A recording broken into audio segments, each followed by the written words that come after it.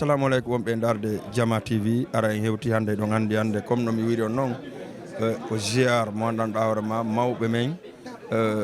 duwaɓe waɗede ziar hitande be hitande mais alhamdoulillahi rabbil alamina ko e gaal woni ko fuɗɗi mais quand même en tout cas yi kohoɓe men ɓen fof surtout ma laguine fof hara wiyaka e ko ɗo walla ko ɗo ko laguine foof wawi hewtude joni noon ɓayɗon andi en yata ɓaawo yimɓe men ɓen par ce que ko ma waɗiren noon haray en hewti ka fédéral wonɗo ɗo Elhadji Mamadou Saliou e Koubiya ko kamɓe joɗani en ɗo représente parti IFDG on e ka côté fédéral haray ko ma lanɗen ɓe question on seeɗa e ko honno ɓe yiiri ndu mourad ɗo e ko honno initiative on ardi. Assalamu wa rahmatullahi taala barakatuh.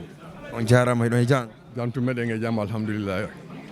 Ala Dieng mi yi ɗum ɗo pour la première fois e waɗugol ziar ɓe mawɓe men ɗo ko honno nde miijitorɗon ɗum ɗo ko honno ɗum ɗo ardi ha tawɗon ɗum ɗo meeɗa ka waɗede depuis enen mi manɗe Sénégal ɗo mais hikka tawɗon miijiɗon tawɗon ma waɗano ɗum ɗo ɓe mawɓe men inteɓe Alhaji Moutar. Allahumma salli ala sayyidina Muhammadin wa ala alihi wa sahbihi wa sallim. En yetti Allah subhanahu wa taala en juleno Muhammad sallallahu alaihi wa sallam tawde Allah tawni en de ñalande ɗo ɓe mawɓe ɗo hiɗen andi ka woni ɗo ɓe towi duuɓi temedere ko fawi en toriki Allah subhanahu wa taala yo ɓeydan ɓe cellal accaɓe ɗo ko juuti en neeɓi en waɗali ɗum ɗo kono ɓama Allah fuɗɗini en toriki Allah yo Allah tambinti mo anda ɓe ɗo on haare ko mo anda ɓe yiyali ɓe woodi kono mo nanali fi maɓɓe ɗuuɗa ceerno Moutar Kocce ɓeɗo hande ko mawɓe men waliyaɓe men sayfuɓe men saykuɓe Sénégal ɗo saykuɓe Fouta Diallo tedduɓe min miɗo wawi seyditade ɗo tawde fewndo Alhaji Mamadou Aliou Bari saykuɓe ɓen Basara koɓe senoto ɗo ɓe winduno lettre ha e docteur Sambou ɓe makani docteur Sambou ɓen docteur Sambou ɓen ko ɓe ñawdano Serigne Abdou Aziz Sy radiallahu taala anhu ɓe windi lettre e maɓɓe ɗon e on docteur ɗon o indi ɓeeɗano senade ga fi ñawdagol kamɓe ceerno Moutar en ɓe halfini ɓe kam ko docteur on ɓen saykuɓe ɓe Basara ɗon yo ñawdirɓe wano ñawdirta Serigne Abdou Aziz Sy radiallahu taala anhu miɗo seediti ɗum wona hande awa haare ko yettugol Allah yo toɗo Allah ye heɓu barke e maɓɓe yo Allah accamɓe en ɗo ha ɓooya juuta haray ɗum ɗo ko hani en heɓay khalife général des ressortissants guinéen au Sénégal heɓen ka fotten heɓen ɓe juuroɗen heɓen ɓe accanen haray ko ɗum ɗo mi wawata wowlude e téléma e mawɓe ɓen ɗo ɓawen mi yi ɗum ɗo kono mi landori noon ɗum ɗo ko continay ɗum ka ko hikka tun woodi ko programme ɗon fi ɗum ɗo ɓay kono mi woni no meeɗa waɗude c'est la première fois no waɗa onon tigi on maaki mawɓe no mari duuɓi boyi min minani woɓɓe no inna mawɓe no mari duuɓi temedere no e sappo e joyi woɓɓe no inna no mari duuɓi temedere e tati e donc ɗum ɗo ko continue ɗum ka hikka on taw tum ɓay mawɓe nawyi on taw yon initiative ɗum ɗo neɓama ko fo ɗum winomi nanen neɓama waɗanoka no hanano waɗede gila neeɓi ɓe mawɓe ɗo no handi e mum ka sa wi mi inni fawi e temedere nden ko ɓama laaɓanalan ko jelu fawi e temedere nde kono ɗen tori Allah subhanahu wa taala lo Allah accamɓe en ɗo hitande be hitande fotten ɗo waɗen ɗi du'aji e ɗi sadakaji ɓe du'ano en ɓe du'ano Sénégal ɓe du'ano Laguine jam amen on fo heɓa jam e ɓuttu e kisiye Elhadji Souleymane Diallo assalamu aleykum. Assalamu aleykum dey mi salmini on mbiyona seeɗa min ko Souleymane Diallo maire de la commune de Wassadou komin woni maire commune Wassadou on département Vélingara région Kolda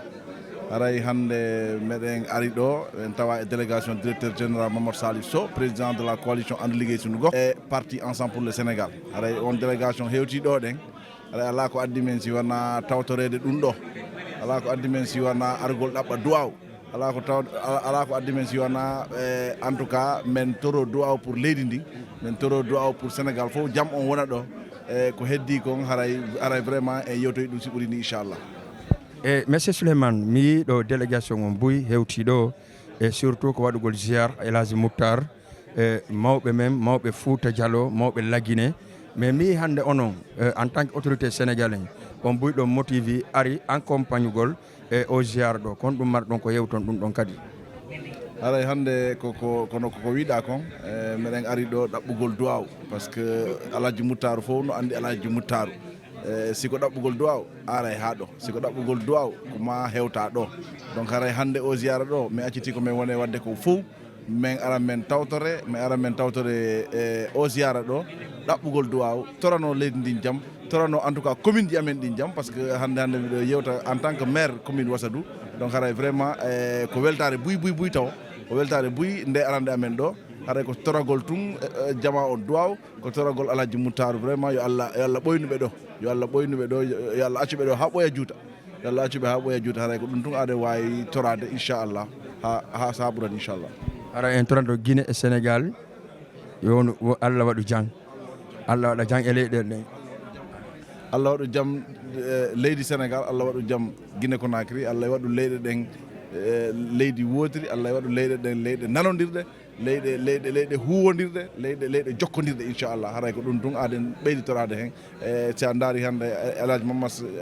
Elhaji Cellou Dalein en fof no ɗo haray vraiment alamo ala ɗo e autorité et surtout e sengo communauté o eyyi inchallah haray ko weltare buy on jarama buy vraiment mi welti ko buy wona seeɗa yewdude ɓen ɗon kadi en tant que jibinande Kolda moyne Moussa Sy Mballo Adouzen kanko woni le vice président parti ensemble pour le Sénégal en arta e ɓen ɗon kadi arta assalamu aleykum vice président on jarama ɗon e jang alhamdulillah yettere vice président hande mi yi on ɗo en tant que délégation le président Elhaji Mamadou Salif Sow DG ASP hande mi yi on ɗo ka ziyara ɗo ko honɗum woni koyngal mon ɗo tigui hande Elhaji Muttaru en artay taw e wawde attide tan ni anni Mamadou Salif Sow si tawi ɗen annimo ko responsable suka mo andiranta golle ɗen fof no duumi e fanne l'islam teppere mum jikku muɗum e leɓu mum e kala ko wata wadde hen koye fanne l'islam si tawi noon hande on dental Fouta fof wawi hawrde ɗo ɗo nder Dakar ɗo pour wawde arde ɗaɓɓude duwaw donc makko on mo fotani heed ɓaawo ko ɗum addi noon mo ari law mo tawi ɗo kadi koto makko on ɗon ko président Cellou Dalein Diallo e délégation ji porɗi woni hen eɗen banggue noon si tawi kadi en daari musidɗo men hormoraɗo mo andiranta han noon kala ɗaɓɓoyanoɗo duwaw si tawi ko fotanno yahanede kala ɗo fota yahanede mawɗo mo gandiranta on ɗon ɓuuri duuɓi temedere yaaha ha duuɓi temedere e tati duwawji mum meeɗa yan taw on ɗon kadi ko baba Mamadou Salif Sow ɗum noon Mamadou Salif wata manquede ñalade nde eɗen banggue noon eɗen andi mawɗo o duwaw hande ko watte ɗo ko en wiyay tan amini kala ɗo wawɗen wonde inchallahu rabbi ɗum noon min jaara kadi Jama TV ɓe andiranta kala ka kewi ɓenin daari Jama TV kono inde nde woniri ni Jama tigui wona ko daranede ayi ɗo kadi Khalifa Ababacar Sall en ari de grands responsables politique tan artanin ɗo ɗum noon ko ɗum addi noon Mamadou Salif Sow adi ɗo fof kala araynoɗo kan on no jooɗi ɗo ɗum noon inchallahu rabbi men jara on men duwano on min watta kadi duwa o e ko wona ɗaɓɓede ko inchallahu rabbi si en daari hande communauté guinéen o wonaɓe hoɓɓe ɗo Sénégal ɗo ko ɓuuri hen hewde e fanne sukaɓe mum ko ɗo ɓe jibina donc hay si tawi woni puɗal ngal ka Guinée toon woni mabɓe on ko ɓuuri hen hewde ko sukaɓe ɓen fof fayda ko wodaɓe ɗo ko mawnuɓe hakkude Guinée e Sénégal eɗen gandi noon hakkude Guinée e Sénégal ɗum ɗon ko koto e miña e koto ɗe leyɗe ɗiɗi a andata hondi ɓuuri teddinde ndiɗa ndi to fanne yimɓe mum ɗum noon si tawi ho en mbawi ladde ɗum e ɓen ɗon kadi ɗini daari ko ma wona ɓe mbawa darade ɓe daro Guinée ɓe daro Sénégal ɗo par ce que wonaɓe hoɓɓe ɗo mabɓe on ɓenin foti hen darade no hanniri ni ɓe ɗowtodira e yimɓe ɓen ko woni banggue politique ko woni banggue économie par ce que en daari économie Sénégal o hannde ko ɓuuri hen hewde ko Guinée no daari to no nanggui kadi économie Sénégal o donc ala ka lintata ɗo mo Guinée en tawaka toon wona tamɓe jawɗele wona tamɓe pouvoir wona tamɓe to fanne dinaji e ko way noon donc no ɓenni noon si tawi ho ɓiɓɓe mum no ɗo e ala ko ɓe luttete ala kadi koɓe fota luttede si wona luttinde hoore mum ɗum noon Sénégal Guinée Sénégal ko gotum ɗum won ɗo ɗum noon en ɓeyday tan duwaw sukaɓe tawa ɓuura nangodirde par ce que si tawi sukaɓe darima tan a tawat fayde kala ko ɗaɓɓete no wawi heɓade inchallahu الذي يوسوس في صدور الناس من الجنة والناس صدق الله مولانا العظيم وبلغ رسوله الكريم ونحن على ما قال ربنا وخالقنا ورازقنا ومولانا من الشاهدين اللهم ربنا تقبل منا ختم القرآن وتجاوز عنا ما كان في تلاوته من السهو والنسيان أو تعريف كلمة عن موضعها أو تغيير حرف أو تقديم أو تأخير أو زيادة أو نقصان أو تأويل على غير ما أنزلته أو ريب أو شك أو تأديل عند تلاوته أو كسل أو سرعة أو زيغ اللسان أو وقوف بغير وقف أو إدغام بغير مدغم أو إظهار بغير بيان أو مد أو تشديد أو همزة أو جزم أو إيراد بغير مكان فاكتبوا منا على التمام والكمال والمهذب من كل الإذلال فاغفر لنا يا ربنا يا سيدنا لا تؤاخذنا يا مولانا وارزقنا فضل من دراه مؤديا حقه مع الأعداء والقلب واللسان وهب لنا به الخير والسعادة والبشارة والأمانة ولا تختم لنا بالشر والشقاوة والضلالة والطغيان ونبهنا قبل المنايا عن نوم الغفلة والكسلان أمنا من عذاب القبر ومن سؤال منكر ونكير ومن أكل الديدان وبين وجوهنا يوم البعث وآتك ركابنا من النيران ويمن كتابنا ويسر حسابنا وثقل ميزاننا بالحسنات.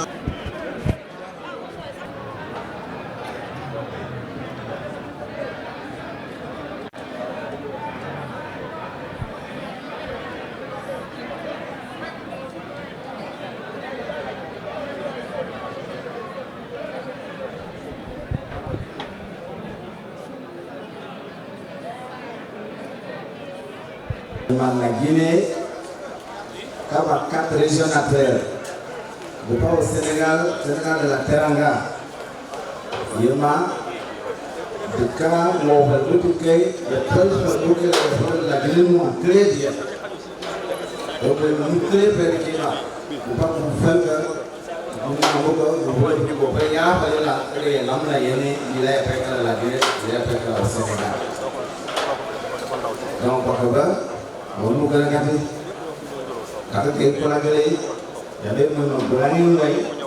la Guinée, très bien. Moyenne Guinée, Haute Guinée, Basse Guinée, Guinée forestière. Et que la première fois, il y a la Guinée associée.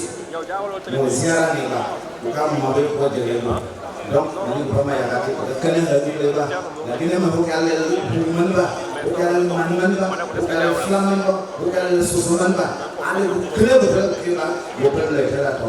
au Sénégal, Mambo, de Réo, ce n'est pas comme un pays de la terre, un euro de tout le monde. Nous avons dit, le Canada, nous avons fait un mot plus tard, un assassin.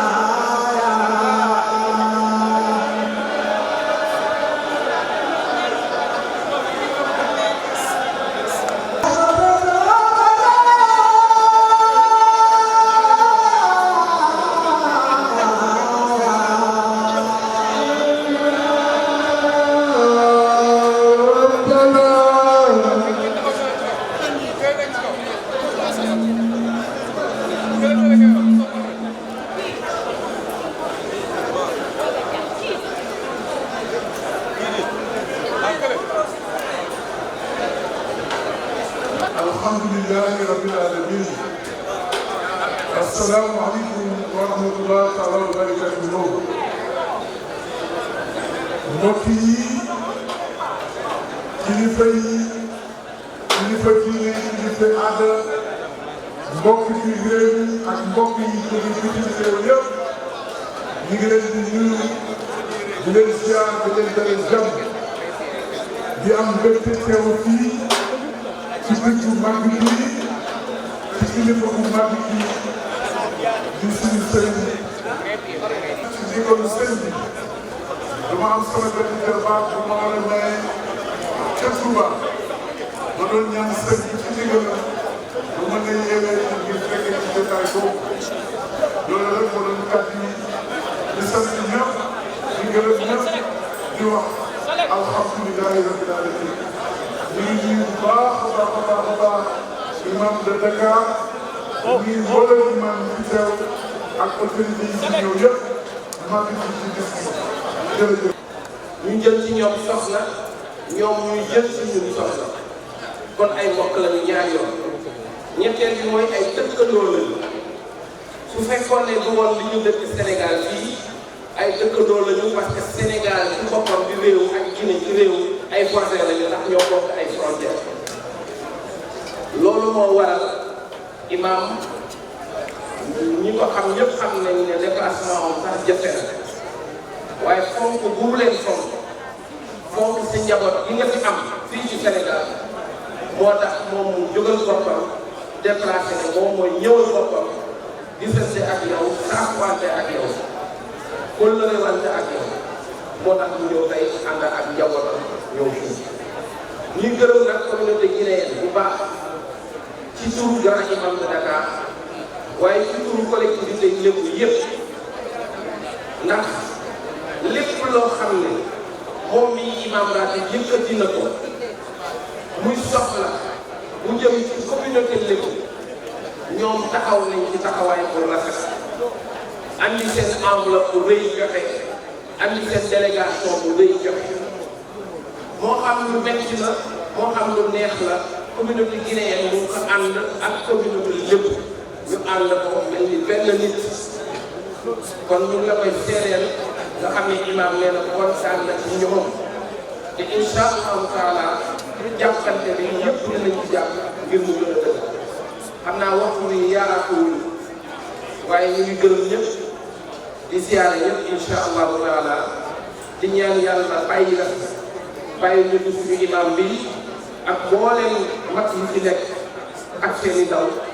may leen ay fan yu gudd may leen wérgu yaram te yooyu tax mu doole la fa tabarakallahu ahsanul xaaliqiin maa ngi nuyu kilifa yi ci teew yëpp ci tur imam rabi dugguma ci lim leen ndax damay bañ lim fàtte waaye kilifa yi ci nekk yëpp moo xam ne kilifa diine lañu wala kilifa aada ñu ngi leen di nuyu man ma doon Cellou Diallo Cellou Daniel Diallo ñu ngi toog imam rabi moom itam ñu ngi koy jox nuyu spécial ci turu grand imam de Dakar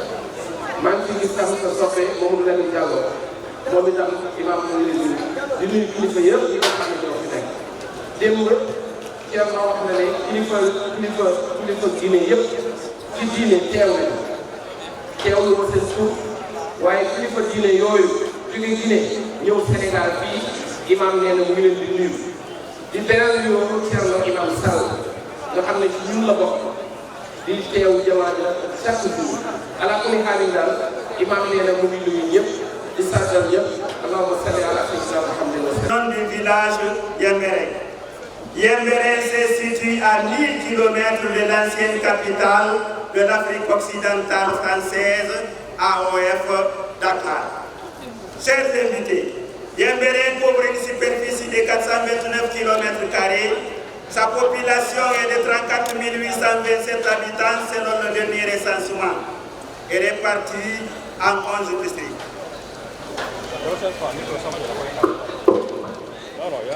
Les laborieuses populations de Yembéré tirent l'essentiel de leur subsistance de l'agriculture, de l'élevage, de l'artisanat, du petit commerce et l'apport de leurs ressortissants vivant dans les 5 continents. la commune rurale de Yemberen compte aujourd'hui 50 mosquées de prière de vendredi. Distingués invités, en ce jour mémorable du 28 mai 2023, l'honneur m'échoit à l'occasion de cette grande ziara de l'âge Mamadou Mokhtar Bakoti Diallo de vous souhaiter la bienvenue et un agréable séjour parmi nous au Salimon Kotori. Et l'âge Mamadou Mokhtar Ba est né en 1920 à Madinatou Koti Diallo, situé au nord à 5 km du chef-lieu de la sous-préfecture de Yembéré. Fils de feu Thierno Mamadou Saliouba et de Fatoumata Bayla Oudel. Il a commencé ses études coraniques chez son grand-père maternel, Thierno Mamadou Saliouba, à Garaya, dans le district de Kélé, commune rurale de Yembéré. De Garaya à Mirire chez Lance Animou, il a fréquenté plusieurs autres foyers coraniques, tels que Zahia et Sagalé en Guinée, puis au Sénégal et en Mauritanie. Après ses études coraniques, il est longtemps resté à côté de la Seydou Nouroutal, puis à côté du fils direct de Cheikh Ahmed Tidjani, où il a approfondi le secte Tidjania. Revenu en Guinée, il se fixe à Taouya Conakry, où il construisit une Zaria. De là, Elhadj Mokhtar Koti Diallo noue des relations avec les confréries religieuses de la Guinée et du Sénégal, particulièrement les Tidjania. Elhadj Mokhtar participe activement au rayonnement de l'islam en construisant des mosquées, parmi lesquelles nous avons la mosquée de Kotié Diallo dans son village natal, celle de Yembéré Centre qui porte le nom de son village Madina, et aussi la reconstruction de la grande mosquée de Yembéré, pour ne citer que cela. Elhadj Mokhtar Madinatou Koti Diallo a toujours tissé des bonnes relations avec des éminents érudits fondateurs de grands foyers coraniques. Cheikh Mohamed Abdoulaye Sagalé, fils Chérif Abdoul Mazid, Azaria, Kula, Madina Nyanou, Madina Tiganaji, Karere Dandaleng, Bassara, Gaïra, Timbo, Timbi, Labé, Mali, Pita, Daraba, Doudal Karamoko Alpha Molabé, Doudal Tcherno Sadou Modaleng, Doudal Tcherno Ali Moubandian, la mosquée de l'âge momental de l'Iguiraï est en face du côté de la Guinée. Au Sénégal, Tivaouane, Touba, Madina Gounas, Fouta Toro, Madina Fass et ainsi de suite jusqu'à Mauritanie. Elhadj Mokhtar Ba tisse les mêmes relations avec ceux de l'Afrique du Nord, en Égypte, au Maroc, et effectue le pèlerinage, la Umrah, à plusieurs reprises au lieu saint de l'islam, à la Mecque et Médine. Mesdames et messieurs, honorables invités, je ne saurais terminer cette allocution sans remercier les initiateurs, les organisateurs et les bailleurs de fonds pour la réussite de cette ziara. Je sollicite que la date du 28 mai de chaque année soit retenue pour célébrer la grande ziara de ce grand marabout de l'Afrique occidentale. Que le Tout-Puissant Allah lui donne une longue vie et accorde à ses épouses décédées le paradis Firdaus. Que le paradis soit les récompenses. Vive la paix, vive l'unité nationale, vive la coopération guinéo-sénégalaise, vive la Oumma islamique. Que le Tout-Puissant Allah bénisse nos deux pays frères, nos invités Elhadj Mokhtar Ba Koti Diallo et à nous tous ici présents. Je vous remercie. Alhamdulillah Rabbil Alamin. Alhamdulillah Rabbil Alamin. Ce texte que je vais vous lire vient directement de Elhadj Mokhtar Ba Koti Diallo. C'est bien son message. Je n'ai fait que traduire ce message. Elhadj Mokhtar Koti Diallo est un homme d'une dimension exceptionnelle. C'est pourquoi la communauté guinéenne établie au Sénégal et les membres de sa famille ont pris l'initiative d'organiser cette ziara pour lui rendre un hommage de son vivant et en même temps prier pour la paix au Sénégal et une entente entre les populations sénégalaises et guinéennes. Le marabout et la leader de Moutarba Côté Diallo, on l'a appelé tout à l'heure, est né en 1920 à Médina du Côté Diallo, à Yembéré, au nord de la Guinée. Il a perdu son père à l'âge de 5 ans. Sa maman l'envoya à l'âge de 7 ans auprès. Sa maman l'envoya à l'âge de 7 ans auprès de son grand-père, Thierno Mamadou Salim Dembo Boubé, pour ses études coraniques. Après le décès de son père, il poursuivit ses études coraniques chez El Hadji Alimou Niréré, à qui il demanda la permission de venir au Sénégal. C'est lors de son séjour qu'il eut le privilège de rencontrer El Hadji Thierno Seydou Nourou Tall et de rester longtemps à ses côtés. Cette proximité lui a permis de faire la connaissance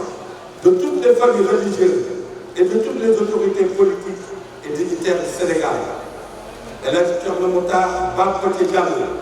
a prié pour tous les califes généraux du Sénégal et a reçu en retour ces mêmes prières. De retour chez lui en Guinée, il a vécu le même spectacle comme au Sénégal. Grâce à toutes ces bénédictions, Dieu lui a donné beaucoup de fils et de petits-fils. Il s'en trouve pas, si vous ne pas. Je dis son parrain de cette grande ziara. Monsieur, mesdames, les honorables invités, respectez religieux. C'est un grand honneur pour nous au nom du gouvernement guinéen. Ayant à sa tête le colonel Mamadou Doumbouya, président de la transition, chef de l'État, chef suprême des armées,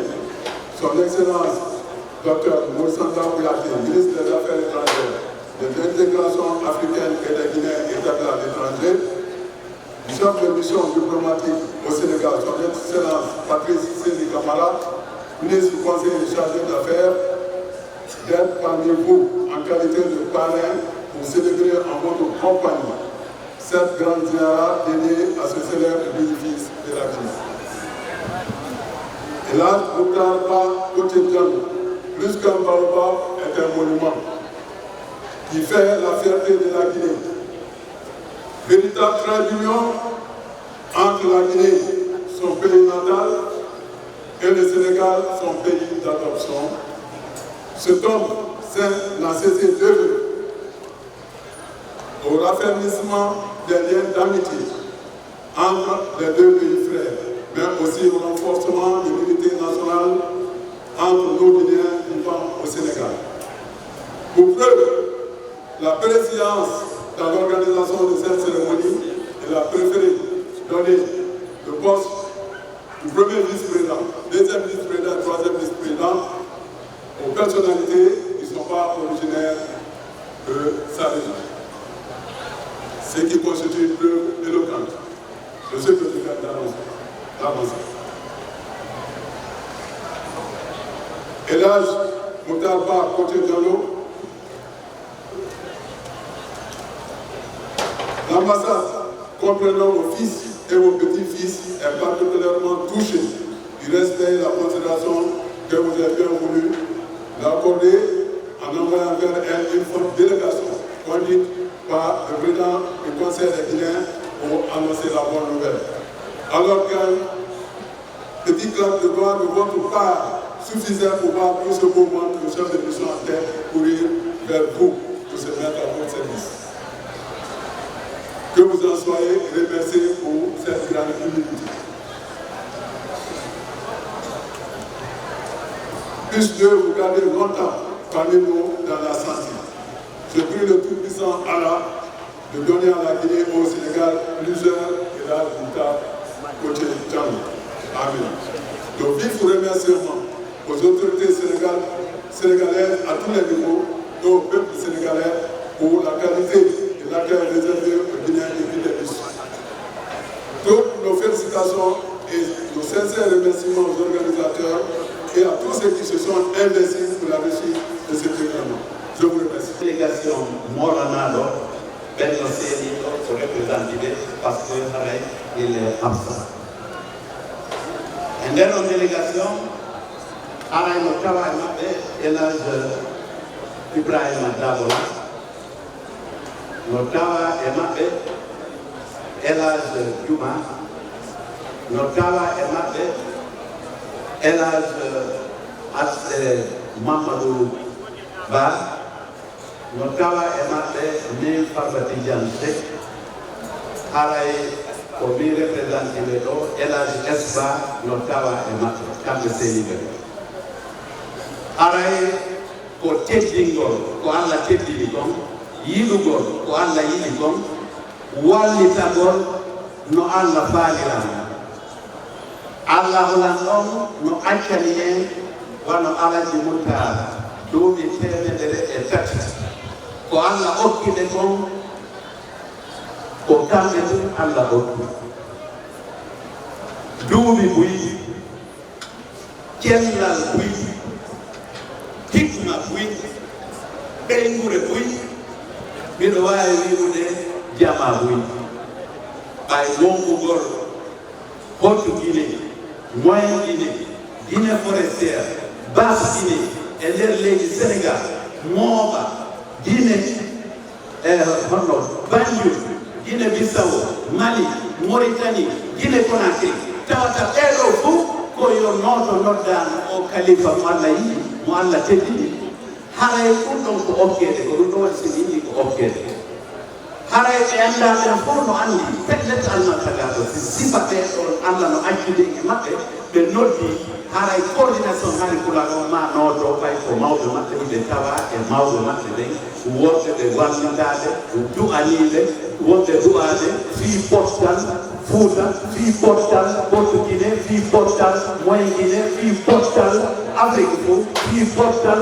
Sénégal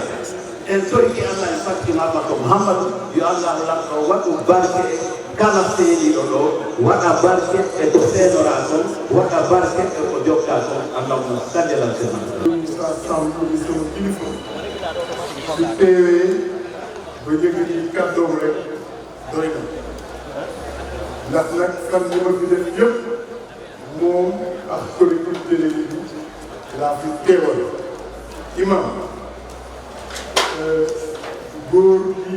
Thierno Makhtar Ba kon ca Diallo am naa mbégte lool toog ci keppaaram ànd ak njabootam découvrir naa góor bu jiw découvrir naa góor bu baax su ma koy xool wala ma koy déglu day mel ni mag ñi ma doon nettali Thierno Seydou Tall sëñ Ababacar Sy ak sëñ Fallou nga xamante ne seen nettali rek laa doon dégg day mel ni ñoom laa toogal mu nekk mbégte bu rëy ci man li tax nag ma sawar àndoon ci lii mooy yoon bi nga xamante ne fa la ko teg ndax daf ñu ne bés bii teg naa ko sous le signe de la paix de l'entente et de la solidarité ma ne fu mu toll nii ci réewu Sénégal ak réewu Afrique yi ko wër yëpp óor na ku nekk ne jàmm lañu gën a soxla jàmm moom la ku nekk di ñaan jàmm moom la ku nekk di yóotu jàmm la ñuy ragal mu ci ñu ndax ni ko imam di faral di waxee kilifa Dakar yi di ko faral di waxee noonu mooy li fi maam bàyyi woon dafa mel ni dañ ko sàggane te jot na nag ñu taaw li fi maam bàyyi woon te loolu mooy tax jàmm sax ay ren mu ne bés bii mu ngi ko teg sous le signe de l'entente maanaam jàmm boobu pour mu am faw ñu déggoo jàmm boobu pour mu am faw ñu déggoo ci lépp lu ñuy def mu teg ko sous le signe de la solidarité maanaam ñu dimbalante di jàppalante ku nekk di bàyyi xel sa morom ku nekk di bàyyi xel sa ki la féete mag ni ko léegi di waxee rakk topp mag doom topp baay loolu bokk na ci li tax ma gën a sawar ñëw ànd ak njabootu góor gi liggéey ci bés bii ñu koy ñaanal yàlla mu may ko wér ak gudd fan ñu koy ñaanal yàlla mu bàyyi ko ci kanam njaboot bi di ñaan barke bés bii yàlla na sotteeku ci réew mi Sénégal Mali Guinée Afrique ba daj àddina bi yëpp kon boog imam ratib loolu mooy li ñu doon dox comme ambassadeur collectivité lépp ci bés bii lépp luñ ci juum suñu matadi la mais ñu ngi ñaan barke bi sotteeku ci réew mi ba daj Afrique ba daj àddina bi góor gi ñu ngi leen ziyaarawaat di la ñaanal yàlla dina tàllal ko. kilifa ji nee na Thierno Abdourahmane Bogal ginnaaw ji mu sante yàlla julli ci yonent bi sallallahu alayhi wa sallam mi ngi nuyu mbooloo bi fi teew yëpp di nuyu kilifa diine kilifa aada ñëpp ñi nga xam ne yàlla dogal na ñu teew fi tey ñu ngi sàkku ñaan ci yéen ginnaaw bu loolu weesoo ñu ngi nuyu suñu kilifa bi Thierno Mouhamadou Mokhtar ñu ngi bëgg a ñaan nekk ci bakkeem kii nga xam ne moo mujjee wax fii nee na Thierno Ahmadou Mokhtar may yàlla bi mu paree ci ñaan googu ak lool googu yàlla def ci moom nee na moom la def dox naan la ko diglu ba mu noppi mu gis ci di kooku wax loolee dëgg ci yàlla def si yàlla Mokhtar toll ci am tey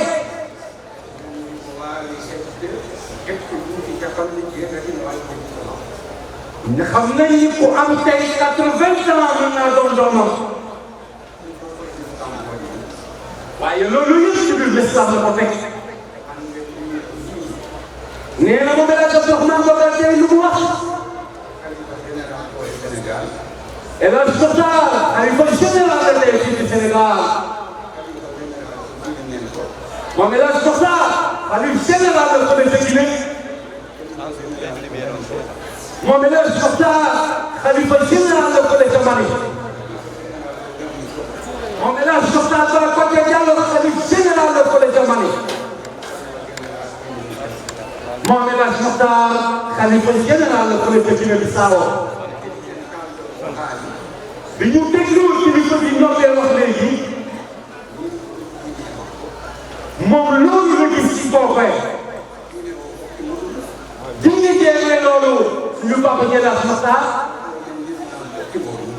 l'islam moo ko may loolu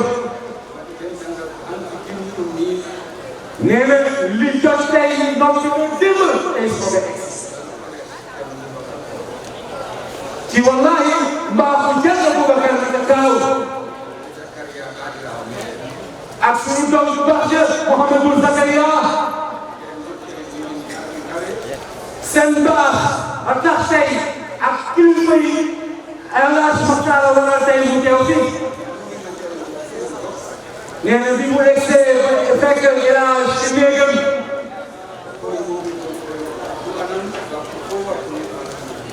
li mu ko ñaan ci biir néegam yàlla rek doon dem seede mooy saa su ne ko yàlla may mi mu jógee bokkal ñëw ba fii fekk si ko ci tàllal loxo mu koy ñaanal képp koo xam ne am na lu El Hadj Mokhtar am na nga xam ne am na loo xam ne yombut nga dugg ci biir islam ak li mu tudd mu tuddee l'islam lu ko islam déralee loolu sant yàlla la nee na gis nga kilifa bi imam ratib de Dakar muy jël millions yu muy millions yëpp def ko ci loxo imam ratib de la grande mosquée de Dakar di kenn ci jëm bu loolu weesoo bu ñu fàtte ni alquran waxoon nañu du baax rek nag nekk ci diggante gën ak soow du loolu kese mooy baax mooy dëggal ci baax ci bi ngay def ci dig biir lépp loo xamante ni bëgg nañ ko ci réew mi képp koo xamante ni tegu nga woon ci biir lislaam lépp loo xam ne métti woon na jàqare na lépp yàlla fekk ko saafara kuy tool ak kuy baal kuy tool ñoo fi daje lislaam ne woon nanu bul tooñ te boo tooñee na nga baal lislaam nee na buñ la tooñee na nga jéggale bañ a guddal mi ngi nuyu ñëpp mi ngi siyaar ñëpp mbokk kilifa diine yi mu nekk fii jël million kilifa diine yëpp di ko teg ci loxo Israfal nga xam ne moom la fekk fii allahumma salli ala muhammadin wa sallim. Mais plutôt en tant que membre de la famille et en tant que fils de l'État auquel nous sommes ici, auquel nous rendons hommage ce soir, pour sa culture islamique, pour sa générosité, pour son attachement aux valeurs de l'islam, l'amour du prochain, la piété, le sens de l'amitié, le sens de la solidarité. Je suis fier d'être membre de sa famille, de ce que je vois tout ce monde. Venu de loin, parfois de la Gambie, de la Guinée, du Sénégal. De ce que je vois ici présent, les ressortissants de toutes les communautés guinéennes, la Basse-Guinée, la Haute-Guinée, la Forêt, bien entendu la Moyenne Guinée dont il est originaire. Comme le disait quelqu'un tout à l'heure, El Hadj Mokhtar Ba est un don de Dieu. Il est là avec 103 ans, âgé de 103 ans, lucide comme un jeune de 35 ans. Il est là aujourd'hui en présence de tout ce monde, venu lui rendre hommage pour les qualités que je viens de rappeler. Il est un bon musulman. Au Fouta, lorsque quelqu'un est bon, il est droit d'être adulte. Il réunit les qualités humaines du bon musulman. En plus de la piété, du respect des règles et des principes de l'islam, il est généreux. Il aime rendre service. Il est à la disposition des indigents. Il est à la disposition des pauvres. Il est à la disposition des démunis. C'est un homme exceptionnel. Son attachement à l'islam a été illustré non seulement par sa piété, mais également par la construction des maisons de prière, aussi bien dans son village à Kotidiano qu'à Yembere. Un peu partout. Il réside effectivement la moitié du temps au Sénégal, depuis longtemps. Et l'autre moitié en Guinée. Il a des décisions à il en a à Laté, il en a à Yembere, il en a à Kotidiano. Mais partout, ses voisins, ses amis, ses parents témoignent. C'est un homme généreux, un homme pieux. L'avoir entièrement lucide avec ses 103 ans, c'est un avantage que nous avons. Je tiens à remercier celles et tous ceux qui ont fait le déplacement pour venir prendre part à cette cérémonie. Je suis vraiment fier d'être son fils. Ce n'est un secret pour personne que la Chouta me considère comme son fils et me traite comme tel. Et je suis fier de son amitié. Je suis fier d'être ce fils qu'il aime tant. Je me réjouis de constater que je ne suis pas le seul à l'admirer et à le respecter. Des personnalités religieuses, comme le grand imam de Dakar, comme Thierno Abdourahmane, qui est venu de l'autre côté de la fleuve Gambie. Ils sont nombreux, les gens qui sont venus de Madina Donas, de l'Abbé, de la Gambie, pour venir célébrer les qualités de l'homme. En tant que membre de la famille, je tiens à exprimer ici haut et fort les sentiments profonds de gratitude et de reconnaissance à tous ceux qui ont fait le déplacement. Et je souhaite qu'ils aient longue vie, il a déjà une longue vie. Je souhaite qu'il vive encore longtemps, lucide comme il est parmi nous. Merci beaucoup. Mamadou Salim Sow, ministre chargé de la bonne gouvernance et de la promotion des droits humains. Pour lui, Kadi, président du conseil départemental Kédougou. Il y a un Kédougou, ils ont dit que Moussi de Mémoire. Donc,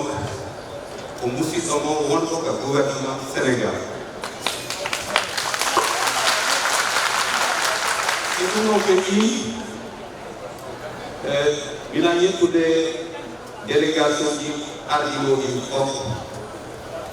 Il y a eu des Maomet Elifan à Bédoré. Il y a eu des Réoumereng. Il y a eu des Soukasen.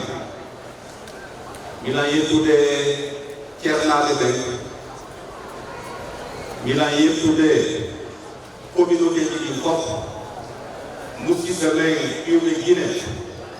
Woni Haute Guinée, Moyenne Guinée, Guinée forestière, Mokala, qui me yétu de nous, vraiment, au vélo. Pour y aller dans Handelon, pour la Yadi, aux premières éditions, on a alhamdoulilah et donc vraiment, il a dialogué des organisateurs de l'Inde. Il a dialogué mon cas, il m'a dit, Nadi Jungo, Fio, Goulo Hadi, on y a à Barca. Si nous n'avons fait qu'il nous quitte à la campagne, en tant que représentant du chef de l'État, pour me voir il aura Maodo Benon, Elipa de Benon, il est eu à l'idée Khalifa Meng, El Al-Zakar, Oyo Soranoé, quand on est Khalifa de Makoben, pour aider Yang, pour aider Kissier, pour les idées Yara Yeso, pour les mettre en force Yara Yeso. Parce que si l'on a dit Yang, Yang on est beau, en le Sénégal, ça y est, reste au Sénégal, on va y aller Yang Moro. Ça y est, le beau Sénégal, on va y aller Yang Moro. Ça y est, Sénégal, on le parle à Sénégal, on va y aller Yang Moro. Donc, on dit que et le faux, on y va kilo, on Yang et Kissier, on a le Sénégal. Si nous avons vécu, on a des morts de même. Khalifa Memo, Oyo Allah Julu Bartene, Allah Beda Kelanga, Allah Eida Martano, Bayi Hande Monte Yide Doko, Alu Edo Fuhali, Maudo Allah Ukimo, Kotorato de Allah Umuni, donc nous devons parler à l'écoute, on a été hacké dans la scène. Mesdames et messieurs, je salue les autorités religieuses et coutumières, les autorités administratives. Je salue tous nos compatriotes. Je salue toutes les personnes, hommes, femmes, jeunes, qui se sont déplacés pour venir assister à cette cérémonie de haute portée, à cette cérémonie symbolique. Je remercie tout un chacun. Le message que je vais lancer, sinon deux messages que je vais lancer. Le premier, c'est au nom du chef de l'État. Le chef de l'État du Sénégal, M. Macky Sall, comme vous le savez, il a une estime particulière à l'endroit des autorités religieuses de ce pays. Nous avons vu les réalisations qui ont été faites dans le domaine, en tout cas religieux, les constructions, les infrastructures religieuses, les mosquées qui ont été construites par le président de la République et par son gouvernement. Donc, ce qu'il demande, c'est que notre khalife, Thierno Mokhtar, et tous ses citoyens prient pour la paix, pour la stabilité au Sénégal. Parce que si le Sénégal est respecté, si le Sénégal est considéré, c'est en partie grâce à sa stabilité économique, à sa stabilité politique. Donc, nous tous, nous avons l'obligation de prier pour qu'il y ait une paix durable au Sénégal. Le deuxième message, c'est que nous souhaitons une très longue vie à notre cher vénéré. Nous souhaitons beaucoup de succès à cette diara. C'est vrai que c'est une première édition, mais nous pouvons s'en féliciter parce que ça a été une réussite totale. Le souhait, c'est que les prochaines éditions soient meilleures, soit qu'il y ait beaucoup plus de monde. Donc c'est ce message que je voulais lancer. Je remercie tout le monde. Je félicite les organisateurs. Je félicite toutes les autorités, de près ou de loin, qui ont eu à participer à la réussite de cet événement. Je vous remercie de votre attention.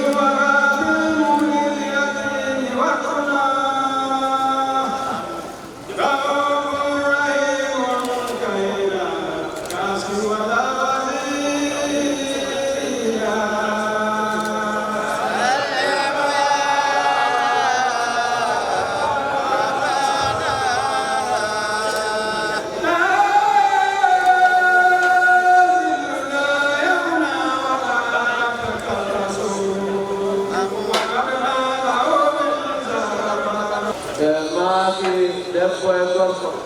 kala julɓe feeriɓe ɗo e ko wona ɗum kadi kala diina taw tigi jeeya ɓe jarnimo ɓe weltani keɓa ko bitirilla makko ko tooni ɓe maaki ko waɗannoɓe ɗo ko ɓe wawata ɗum waɗande sala maɓɓe yo Allah yoɓi on fofiri moƴƴude e jordi ɓe maaki yo Allah hawrindin e saaba yo Allah hawrindin e ko ɓuri e moƴƴude e meɗen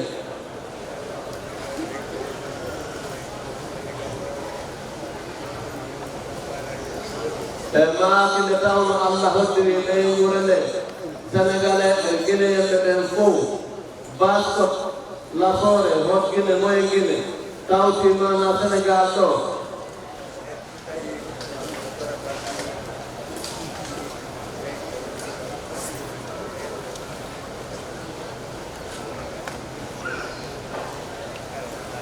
ɓe maaki si tawi woni ko fittoragol ɓurtu sénégal ɓurtoro ɗum guine toro ɗum annan fof leydi ɗen fof surtout so région ɓe maaki haray no hawri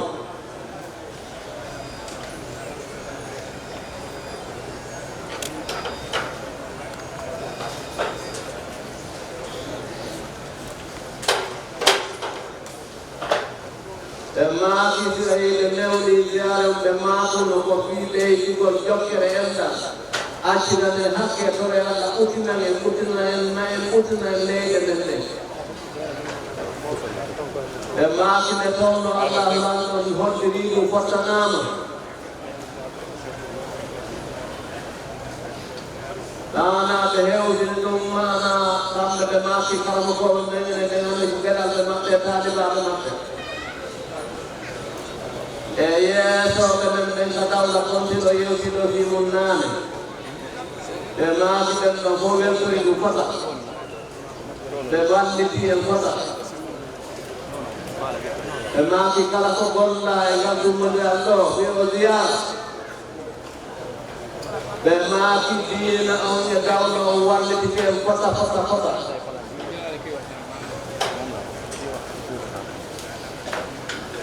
ɓe maaki sénégal ɗo yo ngelo eɗen mari ga yimɓe so tawi fi l'islamu e fi jokkere Allah e fi ɗum makama fiimum ɓe walli toto fota ɓen kadi ɓe mami ɓe walliti fota ɓe maaki ɓeɗo fof ko ɗum ɓe tori yo Allah yoɓɓe ko ɓuri e moƴƴude enen fof ɓe maaki kono noon mana himɓe geli mi tawi sénégal ɗo waɗani goɗɗo ko moƴƴi wo haray ɗum nde wona ko sikkata wonatano koko haali wonde koko wowi wonde koko wawi wonde tawata haali wonde ko moƴƴi kon ko hakke ko tawata ɓe andiraɗo mana leydi ɗin ko leydi teddugal mana ɓe watteyde latarangal ɓe maaki moƴƴere maɓɓe nde waɗangol jumɗo ko moƴƴi kon walla bani adama kala wawɗo wonde ɓe nanni ɗum wonɓe madinatu munawwara ɓe ɓe waɗanay on tin ɓe ɓurnana ɓe waɗanay on tin ɓe ɓurnana on tigi hoore maɓɓe ɓe maaki Allah yo ɗum duuma Allah yo ɗum duuma Allah yo ɗum duuma ɓe maaki kono noon ko waɗi ɗum mana ɓe wejjidata si Allahu on jaɓi ɓe maaki ko bawgal Allah tarfo Allah e barke waliyaɓe sénégali ɓe e karamokoɓe sénégali ɓe e waliyaɓe guine ɓe e karamokoɓe guine ɓe ko barke ɓeɗo fof ko kamɓe ɗo naati dina l'islam o gaɗayde men ngal ɓe janni ɓe neyi needi l'islam ɓe janni en janni l'islam ɓe neyi en needi sunna ɗum noon Allah hoddiri o newni ɓe waɗani en ɗi tedduɗi ɗo fof ɓe maaki watta e wejjito fi maɓɓe dey ɓe maaki haray zuriya maɓɓe o zuriyaji maɓɓe ɗi haray dey koye ŋaccidu hakkille maɓɓe waaɓe reenade duɗɗade maɓɓe Allah newna en teddinenɓe ɓe maaki tawi en wawataɓe teddinde dey haray en ŋaccidu hakkil acciden ɓe koɓe wonni fof wonne ko wonno ɓe haray webtinade ko tawata Allah e nafa e barke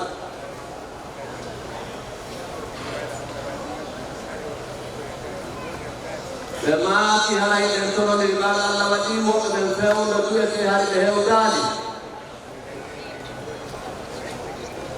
ɓe maaki haray si Allahu jaɓi no woodi ko may ɓeyte duwawuji ɗi ɓe maaki duwaw kala no waɗa ko non baraji ɗe ɓurata hewde ɓe maaki haray en toroniri mana kala kam ni ko ɗo wawata hewtude ay makka ɓe maaki e waɗa astahfirullah laabi tati jangen fatihatul kitabul laabi jeeɗiɗi jangen suratul ikhlas qul huwallahu ahad ɓe maaki ko honɗum woni nder ɗo anniyoɗen aray anniyoɗen koye Allah montan e kala bakkatuji maɓɓe Allah danda e ruttude e wadde bakkat ɓe maaki ɗin munɗum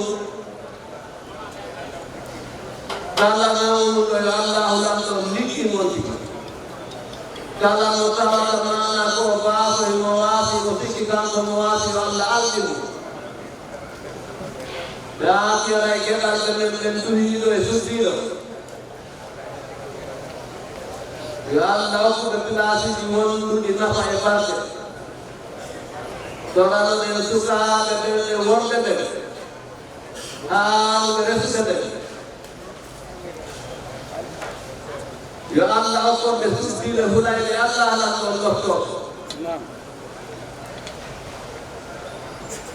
toranoɗen geɗalɓe meɗen suddiiɓe faalaɓe reseɗe hakkude reseɗe ɓe yo Allah hokkoɓe wawɓe ɓe resude moodi ɓe man nafa e geɗe yurneteɗe ɓe hokkidaɓe geɗalɓe waɗaɓe barke wadna wonayɓe julɓe ɓe maami hay suratude filasi o ɓe maami ko ɗum jangirte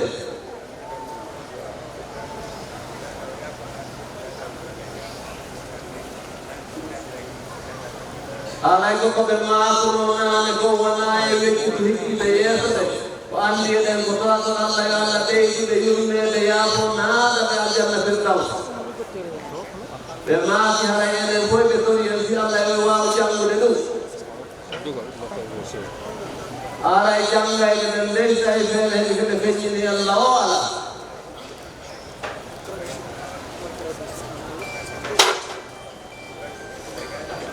aray ko barkinogol mana ceernoɓe meɗen Sénégal ɓen kamɓe ɓe maaki enen koɗe fewnoɗe ende kamɓe woni ceerno rengo mana imam garande moske on imam Moussa Aliou Samb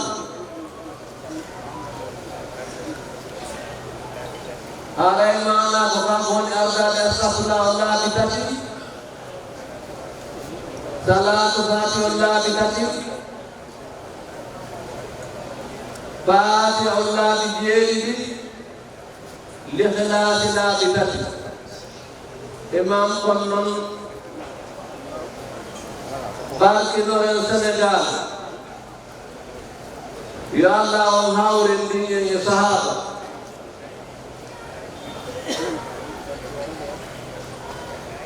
ɓe maaki si tawi ɓe duike Fatiha e yoga e ayaji Qur'an ɓe no duweede mo kala koyo jam amina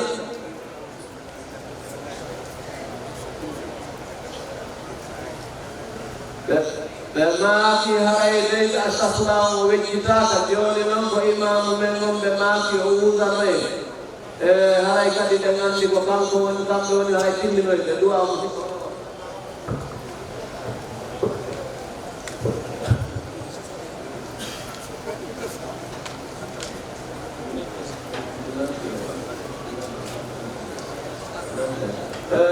aray imam Abdoulaye Dieng aray li nga dégg ñu wax fii nii am nga ko sant Yàlla di jël li xam naa ñàkkul am loo ci dégg tuuti waaye man nee naa bis tey am na imam bi fi nekk foofu lay julli àjjuma julli waxtu juróom mais xam na ne kon ko yaay suñu kilifa ñu yëpp nga féete ñu kaw yow yaay jiite ñaan li mu wax bi moom li muy def mooy tëj ñaan bi noonu moom ni mu ko waxee astaghfirullah ñetti yoon salaatu ala nabi ñetti yoon faatihatul kitaab bi juróom-ñaari yoon su loolu moo tee ñu def suuratul Ixlaas julliwaat bi yoon bi moom mu tëj ñaan Aliou Moussa Samba mu ne ñaan bi nga xam ne moom la ñu wax léegi ñu wax xoonee na ko def mu ne nañ ko defal bu ñu paree ñu jox suñu maam suñu sëriñ mu jàng ñaan yi tëjal ñu ñaanal ñu ñëpp mu ne ñu ànd loo jàng istigfaar ñetti yoon ñu jàng salaatu ala nabi ñetti yoon ñu jàng Faatiha juróom-ñaari yoon ñu jàng suuratul Ixlaas ñetti yoon ñu kon nañu ànd loolu ñëpp ñu jàng insha allahu taala aywa bismillah astaghfirullah astaghfirullah astaghfirullah اللهم صل على سيدنا محمد الفاتح لما أغلق والخاتم لما سبق الناصر الحق بالحق والهادي إلى صراطك المستقيم وعلى آله حق قدره ومقداره العظيم اللهم صل على سيدنا محمد الفاتح لما أغلق والخاتم لما سبق ناصر الحق بالحق والهادي إلى صراطك المستقيم وعلى آله حق قدره ومقداره العظيم اللهم صل على سيدنا محمد الفاتح لما أغلق والخاتم لما سبق ناصر الحق بالحق والهادي إلى صراطك المستقيم وعلى آله حق قدره ومقداره العظيم بسم الله الرحمن الرحيم الحمد لله رب العالمين الرحمن الرحيم مالك يوم الدين إياك نعبد وإياك نستعين اهدنا الصراط المستقيم صراط الذين أنعمت عليهم غير المغضوب عليهم ولا الضالين آمين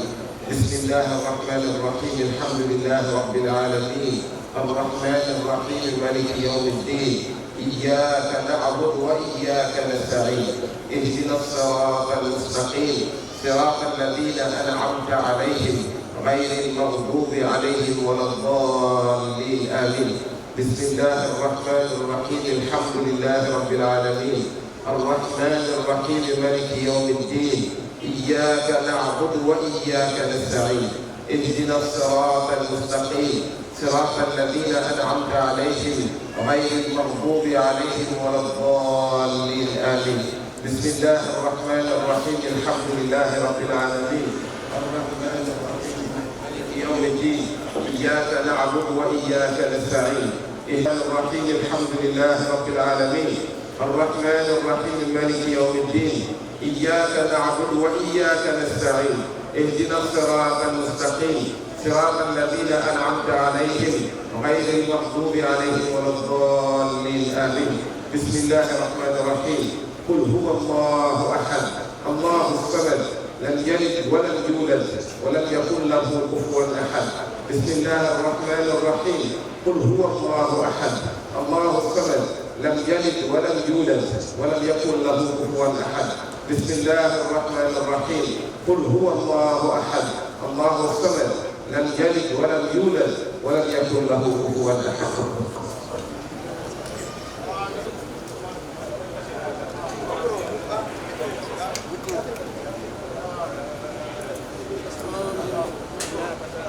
يغفر لك الله ما تقدم من ذنبك وما تأخر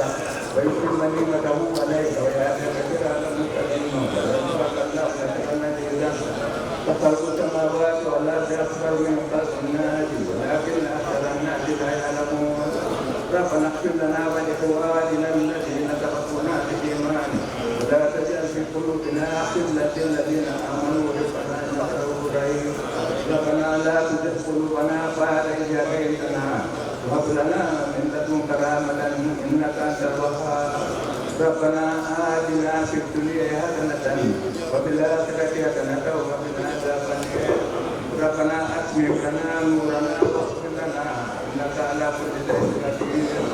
اللهم صل على سيدنا محمد الفاتح لما أغلق والخاتم لما سبق ناصر بالحق بالحق والهادي إلى صراطك المستقيم وعلى آله حق قدره ومقداره العظيم إن الله وملائكته يصلون على النبي يا أيها الذين آمنوا صلوا عليه وسلموا تسليما صلى الله تعالى عليه وعلى آله وصحبه وسلم تسليما سبحان ربك رب العزة عما يصفون وسلام على المرسلين والحمد لله رب العالمين.